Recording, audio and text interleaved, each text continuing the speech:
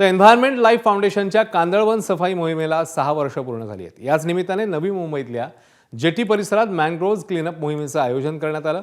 15 August 2020 रोजी याच ठिकाणाहून ही मोहीम सुरू झाली होती। यावेळी अनेक स्वयंसेवकांनी मोहिमेत सहभाग घेतला।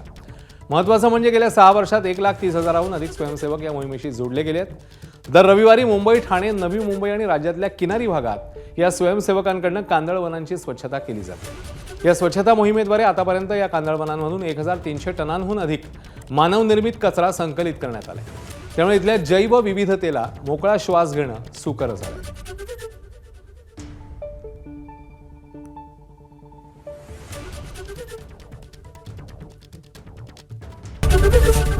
एबीपी माझा, उघडा डोळे बघा नीट।